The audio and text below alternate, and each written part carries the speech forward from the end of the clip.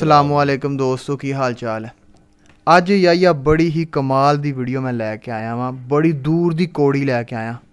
एक सिख भरा है डॉक्टर जाकिर नायक कोलों सवाल पुछदा पिया कि बाबा गुरु नानक देव जी दे पैरां दे मुताबिक कि जिहड़ा कब है वो क्या बदलिया गया कि नहीं, क्या वो हरकत करके दूसरी जगह ते चला गया कि नहीं। सुनिया सी कि भी ਉਹ ਮਤਲਬ ਕਿ ਅਸੀਂ ਸੁਣੀ ਦਾ ਹੀ ਹੈ ਤਕਰੀਰਾਂ ਤਕਰੂਰਾਂ 'ਚ ਕਿ ਜੀ ਉਹਨਾਂ ਨੇ ਜਿੱਧਰ ਨੂੰ ਪੈਰ ਕੀਤੇ ਕਾਬਾ ਦੂਸਰੀ ਤਰਫ ਹੋ ਗਿਆ ਜਾਂ ਉਸ ਤਰਫ ਹੀ इस तरह दी आपां गल्लां सुनियां होईयां, लेकिन अज आपां इहदी हकीकत जानने आ कि क्या बाबा गुरु नानक देव दे पैरां दे हुक्म दे नाल क्या काबा तब्दील होया कि नहीं। वीडियो बड़ी प्यारी है। डॉक्टर जाकिर नायक मुसलमानों के बड़े वड्डे स्कॉलर ने ते इस वीडियो का मकसद कोई नैगेटिविटी नहीं, किसी धर्म नूं नीचा दिखाने की कोशिश नहीं। सारे धर्म अपनी अपनी जगह ते ठीक ने। इस्लाम सारिਆਂ ਦੀ ਰਿਸਪੈਕਟ ਕਰਦਾ। बाबा गुरु नानक देव जी की ਅਸੀਂ ਰਿਸਪੈਕਟ करने ਆ, गुरु ग्रंथ साहब की ਅਸੀਂ ਰਿਸਪੈਕਟ करने ਆ, बाबा गुरु गोबिंद सिंह साहब की ਅਸੀਂ ਰਿਸਪੈਕਟ करने आ। तो इस वीडियो का कोई गलत मकसद मतलब तुसी नहीं लेना। वीडियो असी भी नहीं देखी तो वीडियो देखने तो बाद एक छोटा जिहा रिव्यू करने, वीडियो का आगाज़ करने। प्रोग्राम में आने में थोड़ा सा देर हो गई मेरे को, और अगर मैं यहाँ नहीं आ पाता तो शायद अपने आप को ज़िंदगी भर माफ़ नहीं कर पाता। आगरा की सरजमी पर आके आपने ये जो रोशनाई जगाई है, ये वाकई में हम तो उस अल्लाह ताला से दुआ करेंगे। जी हाँ, अल्लाह ताला से दुआ करेंगे कि आप जैसे 10-20 और नेक दिल और इतने पढ़े लिखे, इतने इंटेलेक्चुअल आदमी और पैदा करें, जिससे कि जाके आप भारत का कोना कोना, देश का कोना कोना रोशन करें। माशाल्लाह, तहे दिल से स्वागत आपका। मेरा एक छोटा सा सवाल से पहले थोड़ा सा एक, हमारे भी गुरु ग्रंथ साहब के अंदर गुरु नानक साहब ने पूरी दुनिया का चक्कर लगाया, जिसके अंदर मक्का मदीना भी शामिल है। और जैसा कि एक सवाल इससे पहले हो चुका है कि गैर मुस्लिम जो है मक्का मदीना में अलाउड नहीं, या वहाँ का कैंटोनमेंट जो है अलाउ परमिशन नहीं देता। मगर ये तो तय है, आप मानते हैं, इस्लाम मानता है, हम मानते हैं, हमारे ग्रंथों के अंदर दर्ज है। गुरु नानक साहब के 2 चेले थे, एक बाला और एक मर्दाना, एक हिंदू और एक मुस्लिम। मर्दाना की बहुत ख्वाहिश थी कि मुसलमान जब तक पूरा मुसलमान नहीं कहलाने का हकदार, जब तक कि वो काबा का दर्शन ना कराए, तो गुरु नानक साहब उसको लेके और काबा गए। हमारे ग्रंथ के अंदर जो दर्ज है कि जब वो वहाँ पहुँचे, उन दिनों बहुत लंबा ये किस्सा है, 1 साल लगता था, और वो रूट सारा उसका वर्णन है। और वहाँ जब मक्का जो मस्जिद के बाहर साथ ही एक दीवार थी, जहाँ पर के भारत के जो मुसलमान दर्शन करने जाते थे काबा के, वो उनको वहाँ ठहराया जाता था। वहाँ की देखभाल जो करता था वो मुल्ला जीवन करता था। जब गुरु नानक साहब अपने चेलों के साथ में वहाँ पर पड़े थे, तो सुबह जब मुल्ला जीवन वहाँ की सफाई करने के लिए आया, तो उसने देखा गुरु नानक साहब के जो पैर थे वो काबा की तरफ थे। वो गुस्से में चिल्लाया कि ये कौन काफिर है जो कि काबा की तरफ पैर करके पड़ा है, और उसने गुस्से के अंदर आके उनके पैरों को झटका दिया, दूसरी तरफ किया।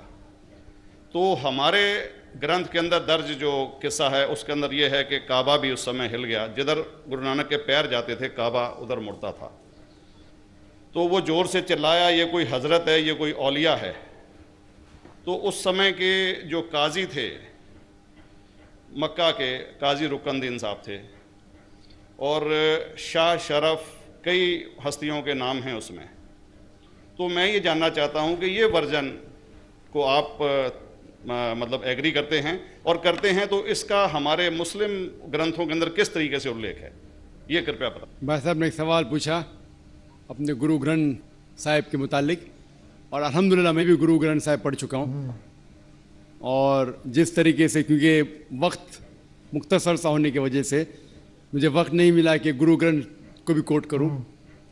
आपका सवाल का जवाब देने के पहले मैं आपसे ज़्यादा चाहूँगा कि इवन गुरु ग्रंथ की किताब पढ़ेंगे आप, ग्रंथ जिसे आदि ग्रंथ कहते हैं, और कोई सिख से पूछेंगे कि खुदा का तसव्वुर क्या है, सबसे बेहतरीन जवाब कोई सिख दे सकेगा, वो आपको कोट करेंगे जापू जी, जो गुरु ग्रंथ साहिब आदि ग्रंथ के सबसे पहले चैप्टर है, सबसे पहला श्लोक, जिसके कहते हैं जापू जी, जिसके मानी है कि God is true He's only one.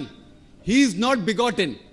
And he's free from fear and want. ये सारा कुछ कुरान क्योंकि पाक मैंने में लिखा अंग्रेजी है। में पढ़ा हूं, इसलिए मैं अंग्रेजी में उसे कह रहा हूं कि खुदा एक ही है, वो हक है, और वो ना किसी को जना है ना किसी को जनेगा, और वो इमॉर्टल है, ना कभी मर सकता है।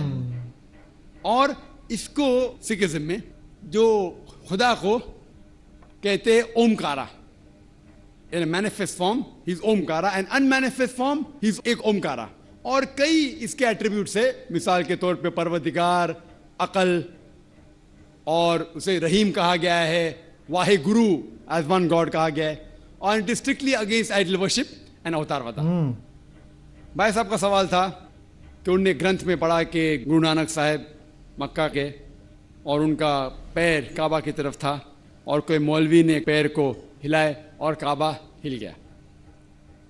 क्योंकि ये age of science and technology है, अगर कोई चीज़ जो किताब हजारों साल पहले लिखी गई है, 10,000 साल या 4,000 साल, तो शायद उसके बारे में हिस्टोरिकल रिकॉर्ड मिलना मुश्किल है। हालांकि इवन जीसस क्राइस्ट के बारे में 2000 साल हिस्टोरिकल रिकॉर्ड है, क्योंकि सिखिज्म जो एकदम नया मज़हब है, जितने मज़ाहिब के मुकाबले हिंदुस्तान में नया है, कुछ सैकड़ों साल पहले 15th सेंचुरी में, 15वीं toward the end of the 15th century, Guru Nanak साहब जो पंजाब के थे, ये मज़हब तो कायम हुआ हार्डली 400-500 या 400-500 साल।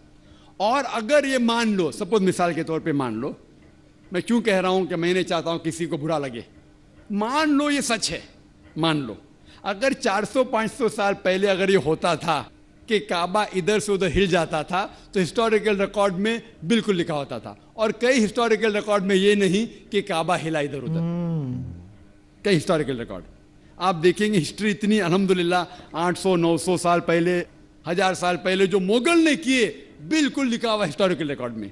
तो ये कहना कि गुरु नानक साहब वहां गए और काबा हिल गया, ये बिल्कुल साइंस के खिलाफ है, क्योंकि साइंस में कोई भी रिकॉर्ड नहीं है, वहां के देश के रिकॉर्ड में कहीं भी नहीं कि काबा हिला। तो इसलिए हम कहते हैं कि हो सकता है ये गलती से किसने लिखा होगा।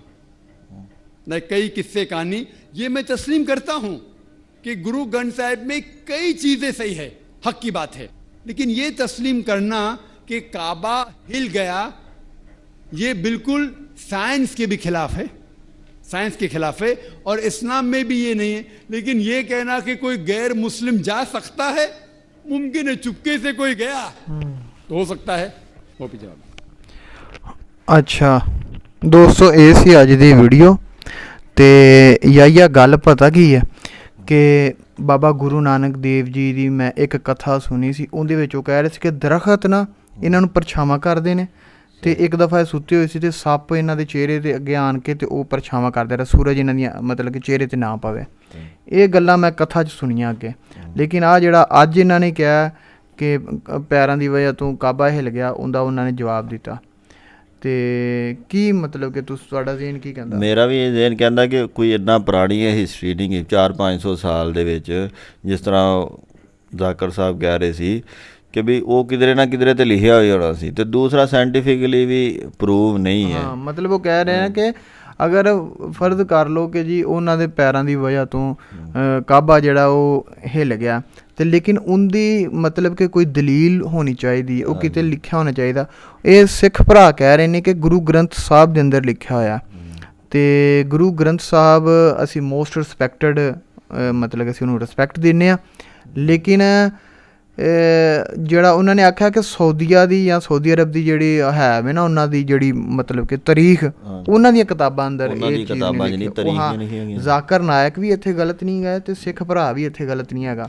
ਸਿੱਖ ਭਰਾ ਨੇ ਆਪਣੀ ਗੁਰੂ ਗ੍ਰੰਥ ਸਾਹਿਬ ਦੇ ਅੰਦਰ ਪੜ੍ਹਿਆ, ਲੇਕਿਨ ਜ਼ਾਕਰ ਸਾਹਿਬ ਕਹਿ ਰਹੇ ਨੇ ਕਿ ਮੈਂ ਉਹ ਜਿਹੜੀ ਹਿਸਟਰੀ ਦੀਆਂ ਕਿਤਾਬਾਂ ਪੜ੍ਹੀਆਂ ਸਊਦੀ ਅਰਬ ਦੀਆਂ, ਤੇ ਮੇਰੇ ਖਿਆਲ 'ਚ ਇਹ ਨਹੀਂ ਹੈ, ਤੇ ਸਾਇੰਟੀਫਿਕ ਵੀ ਇਹ ਪ੍ਰੂਫ ਨਹੀਂ ਹੈਗਾ ਕਿ ਉਹ ਕਾਬਾ ਇੱਕ ਜਗ੍ਹਾ ਤੋਂ ਦੂਸਰੀ ਜਗ੍ਹਾ ਚੱਲ ਜਾ।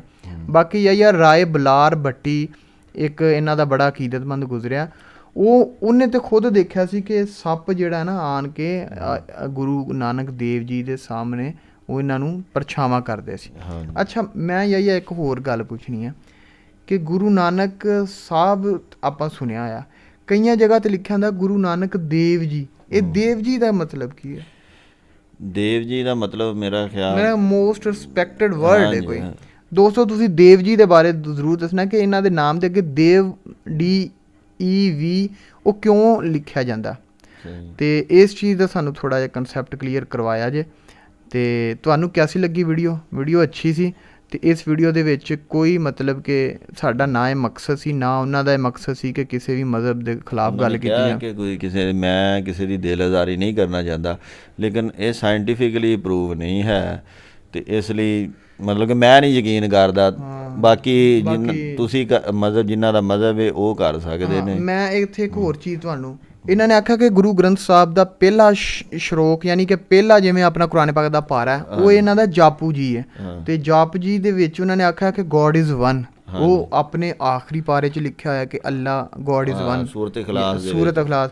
ਫਿਰ ਇਹਨਾਂ ਨੇ ਆਖਿਆ ਕਿ ਉਹ ਨਾ ਕਿਸੇ ਤੋਂ ਜਣਿਆ, ਨਾ ਉਹਨੇ ਕਿਸੇ ਨੂੰ ਜਣਿਆ, ਮਤਲਬ ਕਿ ਉਹ ਬਿਲਕੁਲ ਉਹੀ ਚੀਜ਼ ਯਾਨੀ ਕਿ ਕੁਰਾਨ ਪਾਕ 'ਚ ਜਿਹੜੀ ਚੀਜ਼ ਹੈ ਵਾਹਿਗੁਰੂ ਰੱਬ ਦੇ ਬਾਰੇ ਉਹੀ ਚੀਜ਼ ਗੁਰੂ ਗ੍ਰੰਥ ਸਾਹਿਬ ਦੇ ਅੰਦਰ ਲਿਖੀ। ਕਿਤਨੀ ਜ਼ਿਆਦਾ ਸਿਮਿਲੈਰਿਟੀ। ਉਹਨਾਂ ਨੇ ਕਿਹਾ ਜੀ ਗੁਰੂ ਗ੍ਰੰਥ ਦੇ ਵਿੱਚ ਰਹੀਮ ਲਫ਼ਜ਼ ਵੀ ਯੂਜ਼ ਕੀਤਾ ਗਿਆ ਕਿ ਅਰ ਰਹਿਮਾਨ ਅਰ ਰਹੀਮ ਅੱਲਾਹ ਤਾਲਾ ਦੇ ਨਾਮ ਨੇ। ਹਾਂ, ਤੇ ਉਹ ਰੱਬ ਵੀ ਕਹਿੰਦੇ ਨੇ, ਸਾਰਾ ਕੁਝ।